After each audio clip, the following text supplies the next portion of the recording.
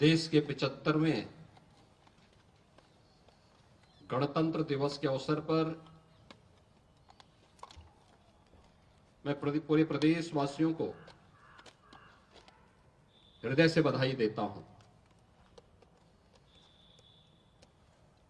आज ही के दिन 1950 में भारत ने आजादी की अपनी एक लंबी लड़ाई के उपरांत स्वतंत्र भारत में अपना स्वयं का संविधान लागू किया था। भारत का संविधान दुनिया का सबसे बड़े संविधान में से एक है और भारत के संविधान ने भारत के महान स्वतंत्रता संग्राम सेनानियों, संविधानविदों और विशेषज्ञों के अनुसार जिस संविधान को अपने देश में लागू किया, पिछले 74 वर्षों से यह भारत के अंदर जाति, मत, संप्रदाय, क्षेत्र या अन्य तमाम अवरोधों को पूरी तरह समाप्त करते हुए अपनी कसौटी पर खरा उतरा है।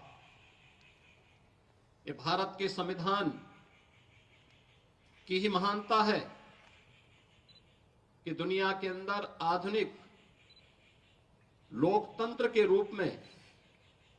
अपने आप को स्थापित करने वाले तमाम वे देश जो अपने को आज की व्यवस्था के अनुसार सबसे प्रगतिशील मानते हैं, उन देशों ने लंबे समय तक लिंग भेद के आधार पर महिलाओं को मताधिकार से वंचित किया था। तमाम दबी कुचली परंपराओं को समाज और राष्ट्र की मुख्य धारा से अलग किया था।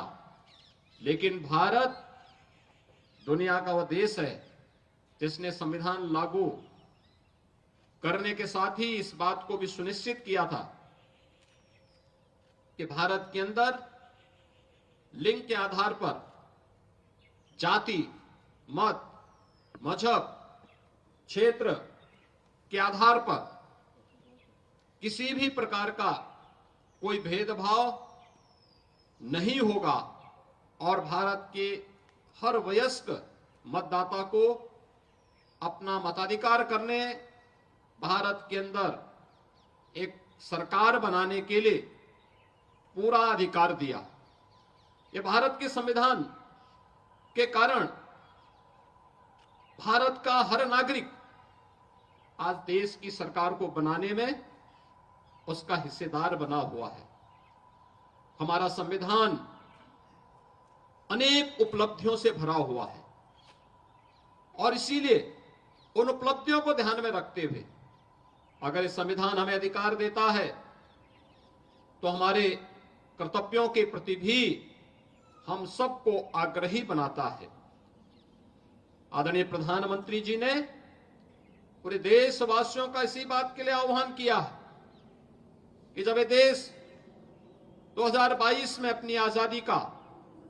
अमृत महोत्सव मना रहा था, तो उस अमृत महोत्सव वर्ष में उन्होंने देशवासियों का आह्वान किया था कि आगामी 25 वर्ष की एक व्यापक कार्य योजना को लेकर के हमें आगे बढ़ना होगा। इन 25 वर्षों में हम कैसा भारत चाहते हैं, यह हम सबके संकल्प को जमीनी धरातल पर उतारने के इन 25 वर्षों में अगर अपने कर्तव्यों का ईमानदारी पूर्वक निर्वहन करते हैं तो 2047 आने पर भारत दुनिया के एक विकसित देशों की श्रृंखला में खड़ा होगा, जहां पर हर भारतवासी न केवल अपने देश और अपनी प्राचीन विरासत पर गौरव की अनुभूति कर पाएगा, बल्कि वह अपनी वर्तमान को सुखद और सुंदर बनाने के साथ ही अपने भविष्य को भी उतना ही उज्जवल बनाने के प्रति पूरी तरह आश्वानित होगा। आजादी के अमृत महोत्सव वर्ष में जो संकल्प था, आज यह वर्ष देश की संविधान को लागू करने का अमृत महोत्सव है। इस अमृत महोत्सव वर्ष पर जब देश का संविधान लागू हुआ था, हम सबको इस बारे में ध्यान रखना होगा कि संविधान हमारा सर्वोपरि है और संविधान हमें एक ही बात के लिए आग्रही बनाता है कि हम सबका जो भी कार्य हो वह देश के लिए हो, हर काम देश के नाम। अगर हम देश के प्रति अपने इस दुनिया के सबसे प्राचीनतम राष्ट्र के प्रति अपनी श्रद्धा और सम्मान के भाव को व्यक्त करते हैं, हर व्यक्ति, हर जाति, हर मत, हर मजहब, हर संप्रदाय इस देश के अंदर अपने आप को सुरक्षित महसूस करेगा। आजादी का अमृत महोत्सव के उपरांत आज हमें भारत के संविधान को लागू करने के अमृत महोत्सव वर्ष में भी सहभागी बनने का अवसर प्राप्त हुआ है और ये दोनों एक साथ अगर चलेंगे तो देश की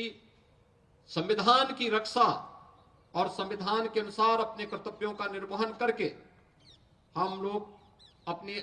आजादी को भी अक्षुण्य बनाए रख सकते हैं और भारत को दुनिया की एक सबसे बड़ी ताकत के रूप में स्थापित करने में अपना योगदान दे पाएंगे। मैं एक बार फिर से